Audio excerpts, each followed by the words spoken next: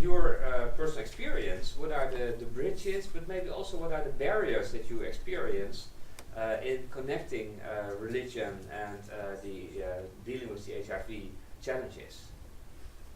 Thank you very much. My name is Jacqueline Alessi, and I'm from Uganda. I'm actually the current executive director of the Friends of Canon Gideon Foundation. Actually, I started 2 weeks back. Congratulations. Yeah. So one of the things that I am a person living with HIV for the last, this is my 70th year, but I'm 32 years. But one of the things that I know, or I would say, what does building bridges mean to me as a young person? I would say one of the things it means to me is giving opportunities. Because one of the things I have done in my life is I've given opportunities to be able to let others be either better than me or even like me. Because I've seen very many young people who would love to be like me, but they don't have the opportunity. So the only thing that can be created is a bridge that can help them become better than me or like me. So being a role model is one of the things that I look at. Can you explain how this bridge, how it works practically?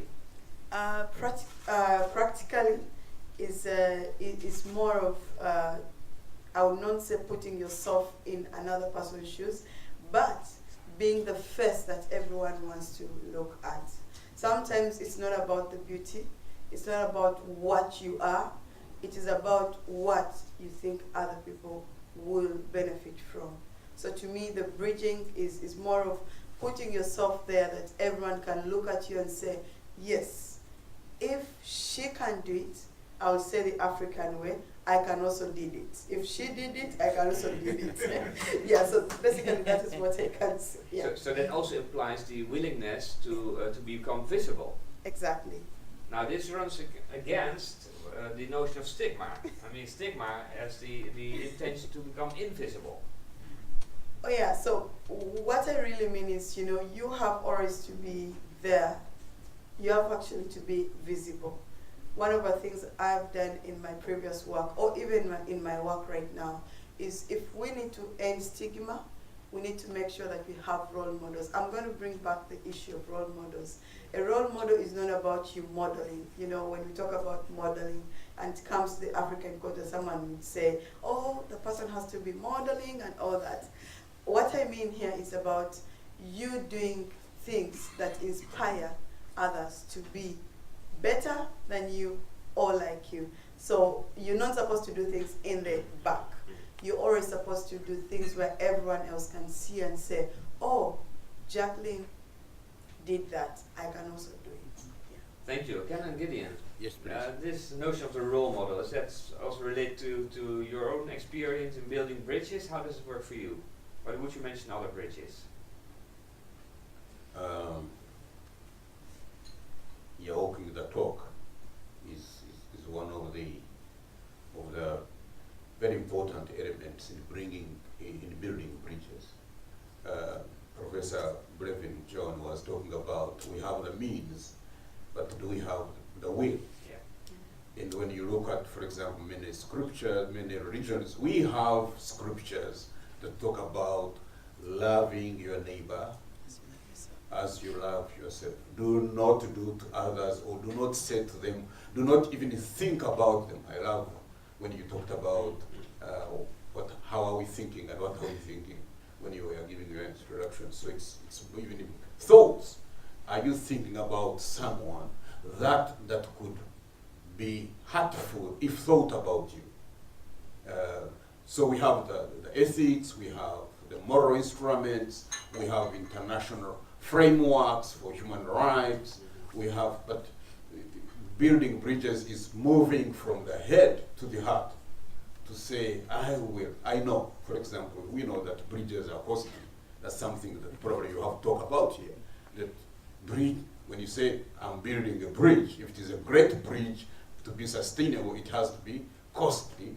But then you have to say, I will have the commitment to get what it needs to build this bridge. So putting into practice what our faith, whether it is whatever faith, is a very important part of role modeling.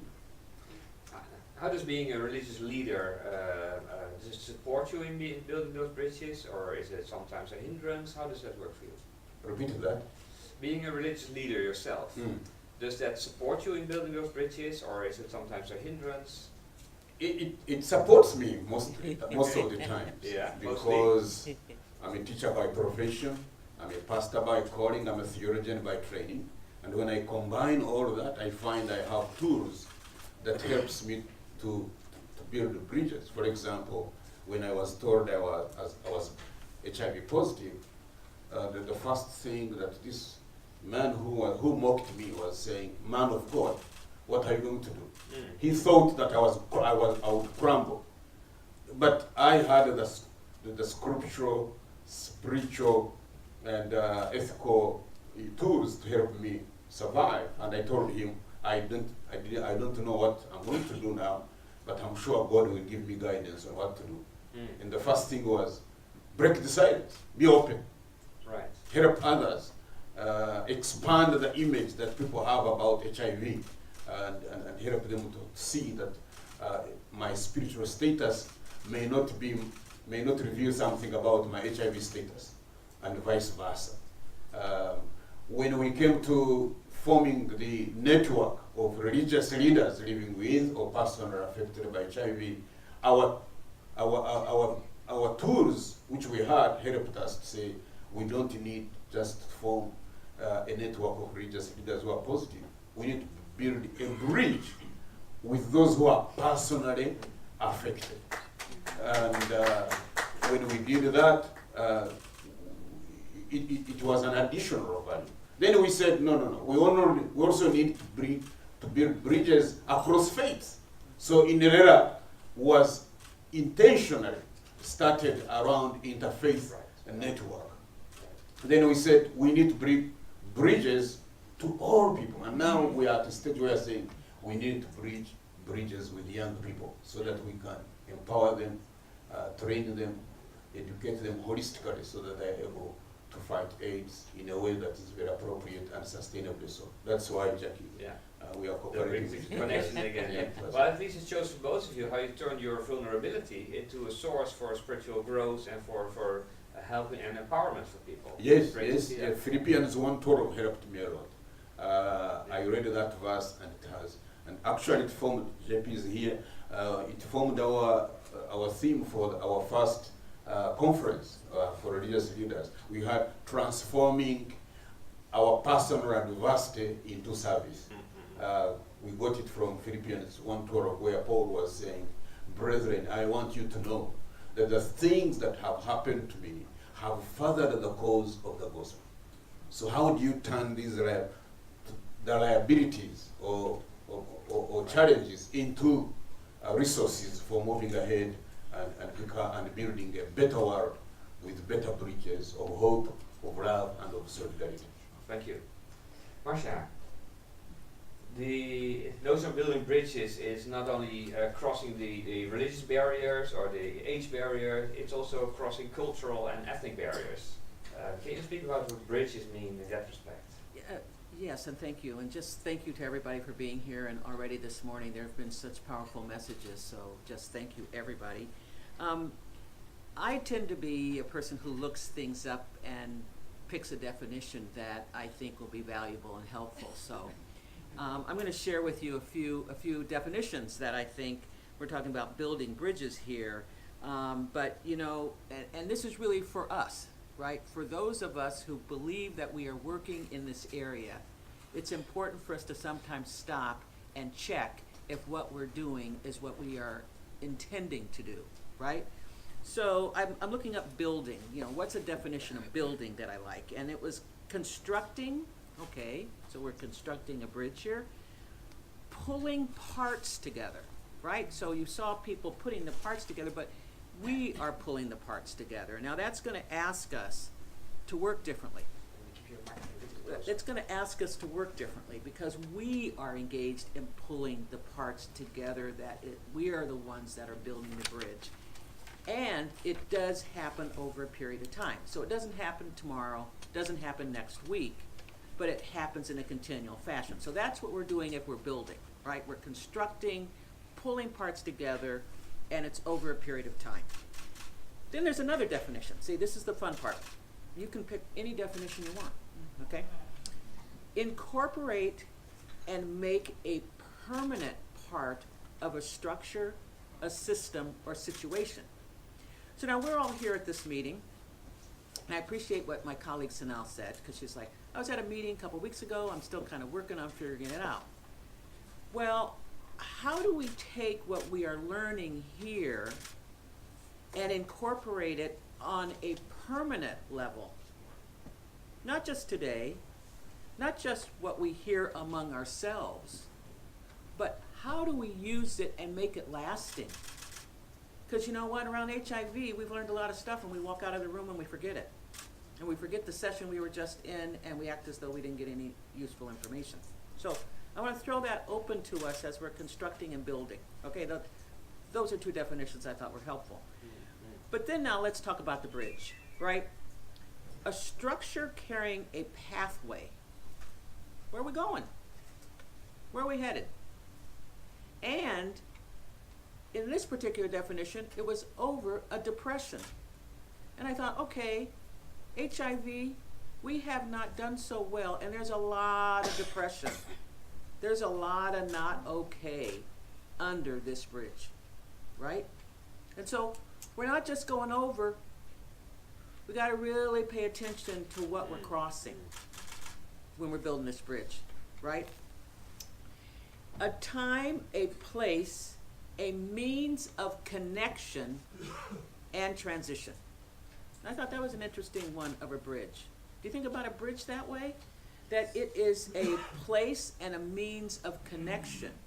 So it's not a structure at this point, it's me and you. And it's a process of transition. We're going somewhere. Remember, over time, we're building something. And then finally, the part that I really like the best, which now comes to the real answer to your question. Hope so, yeah. A connection that joins different parts. Okay? We're not the same. This part is over here, that part's over there. And we're going to now connect it. That means we're going to have a way to interact across that bridge. We're going to have to know each other. We're going to have to spend some time with each other if we're going to have this connection. And we have seen in HIV that is all of us. It is all of us, everywhere, every one of us, where the degree of diversity is extraordinary. And we celebrate it at times, and other times we reject it. Other times we are afraid of it. But now we are at a meeting that is telling us we're going to build bridges. And I've just given you definitions that say we're connecting the different parts. And you already heard testimony this morning of how people have learned to be with each other differently. And that is really our challenge. Thank you. So I really love those definitions. Well, keep in mind for one second, Jack. I have one further question. I really like those definitions and the symbolism that's involved in it. I would like to ask you to say a little bit more about the ethnic and the inter-ethnic aspects of that diversity, because I think that's also a crucial element in Well, yeah, it's a very crucial element, and I wanted to show this image. There's a T-shirt, and I don't know if any of you have seen it, but it says, just a minute, I have a picture of it, and I was going to ask that it be shown, but the image of the T-shirt, and this is now about, ethnic racial differences. T-shirt says, why be racist, sexist, homophobic, or transphobic when you could just be quiet? Okay? We are challenged by ethnic racial differences. We created a global network of black people working in HIV because the majority of people living with HIV and impacted by this world, at this point, are people who are black. The majority are. And yet, we do not have the integration of Black, African, American, European leadership and engagement in the epidemic response. Just look around. And we begin to understand that there are racial and ethnic differences and tensions, and we're going to talk about it tomorrow. We're going to talk about people on the move and migration and the challenges around migration. We are not so comfortable with engaging the other. And so the Global Network got created as a vehicle for Black people around the world, the diaspora, to come together and talk about how we might want to strategize around addressing HIV among all people, but most certainly among Black people. And sometimes it's necessary to have affinity in understanding what we need to do. All right. And at other times, it's important to cross over and bridge those differences and understand the similarities and the work that we are to do together. So, you know, the politics of ethnicity and race and class and other in HIV, I believe, is what we're being asked to do within the faith context. Thank We you, have to Marcia. deal with it. Thank you so much. Jacques, finally, from your perspective, what would you say are major challenges for building these bridges? Shabbat Shalom, first off. The major challenges in building the bridges is creating an ongoing awareness, especially among queer youth, that prevention is something they need to think about. And also, especially within the Jewish community, the biggest problems within the Jewish world is not within the progressive movements, but are among queer, ultra-Orthodox or Hasidic youth. Because a lot of the kids, the queer youth, they don't get sex education, and what sex education there is certainly not in Yiddish. This needs to be addressed. And a lot of the kids who go off the derech, who leave their communities because they've been ostracized because of their sexual orientation, become sex workers, frequently homeless, and who are very, very vulnerable. And so one of the things that is essential is to build a wider bridge. Rabbi Nachman said, the entire world is a very narrow bridge. The essential thing is not to have any fear. And so one of the things that we work towards is to build a wider bridge and to reach out from progressive queer communities, progressive queer Jewish communities, to reach out to people who have left their Orthodox and ultra-Orthodox backgrounds. So that's what's really essential. It's reaching out and connecting. Thank you so much. So I think that what I hear from this is that there is, within each tradition, you speak about for the Jewish tradition, but for each tradition, there's always this challenge between more progressive views, open views, and on the other hand also the more conservative, sometimes even fundamentalist views that make it almost impossible to speak about these issues. So I'm going to ask, before we move to the next part of this whole session, I'm going to ask you to maybe give one message each, which is important not just for your own maybe open-minded community, but for the wider community, including the more conservative parts. What is the message that you want to give to them, just in one sentence? What do you need to convey from this conference? I would convey that we are all B'Tselem Elohim. We're all created in the image of God, and to be visible, to stand up and be a queer, non-binary Jew every day. Be visible. Thank you, Marcia.